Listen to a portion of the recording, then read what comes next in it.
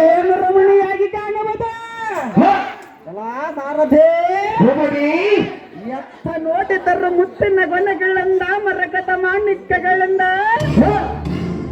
ಪರಿಮಳವಿಕ್ತವಾದ ದ್ರವ್ಯವಾದ ಸುವಾಸನೆಯಿಂದ ಎಷ್ಟೊಂದು ಪರಿಮಳವಾಗಿ ಪರಿಶೋಭಿಸುತ್ತಿರುವುದು ನೋಡು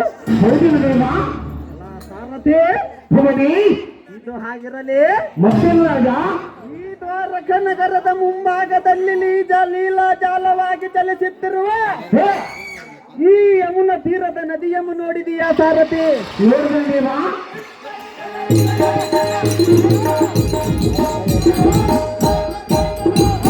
ಸಾರಥಿ,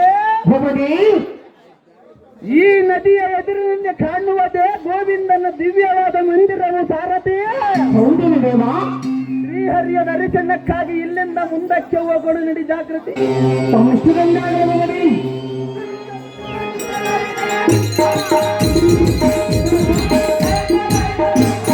ನಮೋ ನಮೋ ಇಂದಿರಾ ಸುಂದರ ಜಗದೋದ್ಧಾರ ದ್ವಾರಕಪುರದ ಕುಲರಾಜಶೇಖರ. ನಾನು ಇಲ್ಲಿಗೆ ಬಂದ ಕಾರ್ಯವನ್ನು ಕೈಗೂಡಿಸಿ ಸಫಲವಾಗುವಂತೆ ಮಾಡು ಮಾಧವ. ಎನ್ನಗೆ ನೀನು ಮಹಾನುಭಾವ.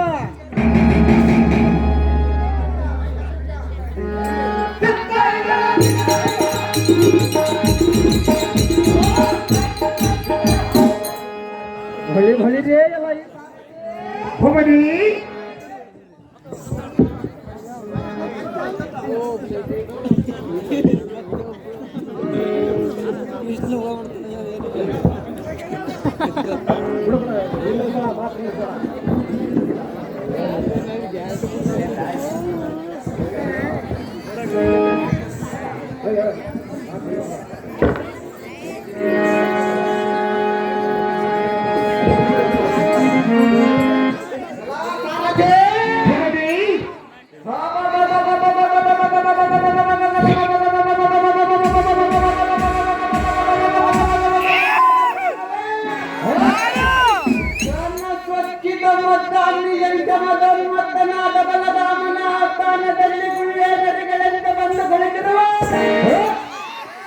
ಬಲರಾಮ, ದುರ್ಯೋಧನ, ಕರ್ಣ, ಲಕ್ಷಣನೆಂಬ ಮೊದಲಾದ ಅಪಶಕನದ ಕುಂದಿಗಳು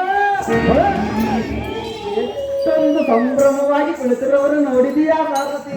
ಎಲ್ಲ ಸಾರಥಿ, ಉದ್ದವನಿಗೆ ಕೂಳಿಲ್ಲ, ಎತ್ತೋದವನಿಗೆ ಮನೆ ಮಾರಲ್ಲ, ಬಿಕ್ಕಿದವನಿಗೆ ಫಲವಿಲ್ಲ. ಈ ಗಂಡುಗಲ್ಲಿಗೆ 10 ಜನರಿಗೆ ಸರಿಸಮನರಾದ ವೀರರು ಒಬ್ಬರು ಇಲ್ಲ.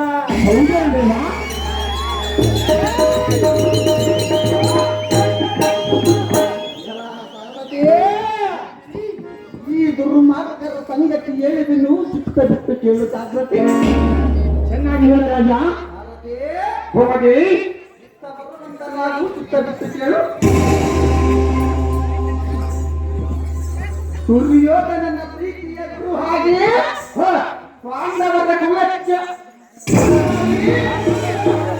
ನಮ್ಮ ಮಾತೆಯಾದ ಸುಭದ್ರ ದೇವಿಯನ್ನು ತೆಪ್ಪಗುಡಗಳಿಂದ ಬೈದ ಅವಮಾನ ಪಡಿಸೋದಕ್ಕೆ ತಪ್ಪಿದೆ.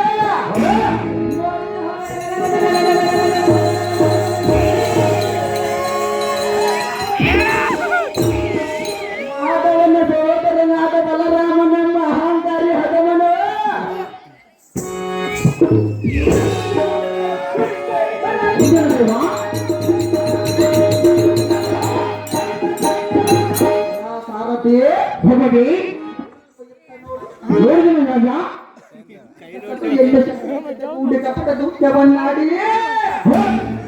ಮೋಸದಿಂದ ನಮ್ಮ ದೊಡ್ಡಪ್ಪನಾದ ಧರ್ಮರಾಜನನ್ನು ಸೋಲಿಸಿ ನಮ್ಮ ಮಾತೆಯಾದ ದ್ರೌಪದಿಯನ್ನು ಅವಮಾನ ಪಡಿಸಿದ ದುರ್ಯೋಧನೆಂಬ ದುಷ್ಟ ಗುಣದ ಪಾಪಾತ್ಮ. ಹೌದು ದೇವಾ.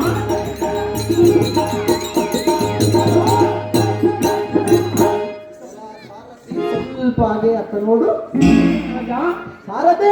ಭೂಪತಿ ನಿನ್ನ ಮುಖವನ್ನು ಸ್ವಲ್ಪ ಮೇಲಕ್ಕೆ ಎತ್ತಿ ನೋಡು. ನೋಡಿದನು ರಾಜ. ಈತನದಾರು ಆತನ ಸಂಗತಿ ಹೇಳುವುದನ್ನು ಜಾಗ್ರತೆಯಿಂದ ಕೇಳು. ಚೆನ್ನಾಗಿ ಹೇಳಿ ರಾಜ. ಕೂಳಿಗೆ ಮೂಲವಾಗಿ ದುರ್ಯೋಧನನ ಹೇಳಿದ ಮಾತು ಕೇಳಿ ಹಾಳಾಗಿ ನಮ್ಮ ಚಿಕ್ಕಪ್ಪನಾದ ಗಂಡುಗಲ್ಲಿ ಗಾಂಡೀವನನ್ನು ನಾನೇ ಸಂಹಾರ ಮಾಡುವನೆಂದು ಹೊಗಳಿದ ಸೂತಕದ ಕರ್ಣನೆಂಬ ಕಪ್ಪಲಿಗನು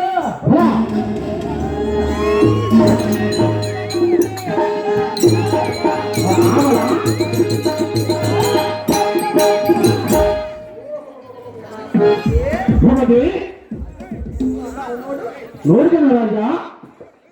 ಏನು ಬಲ ಬಂತನೋ, ಏನು ಶೌರ್ಯ ಬಂತನೋ, ಏನು ವಿಕ್ರಮನೋ, ಏನು ಪರಾಕ್ರಮನೋ, ಏನು ಮಹಾಸುರನೋ.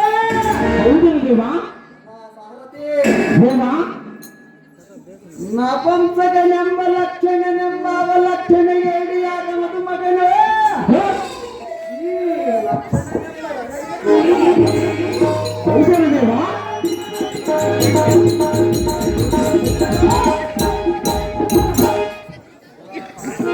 ಭೂಪತಿ ದಿನ ದ್ವಾರಕವತಿಯಲ್ಲಿ ಬಲರಾಮನ ಕೌರವರ ಬೆಂಬಲವಾಗಿ ಬಲವನರ ಗುರಿಗಳನ್ನು ಕಡೆದ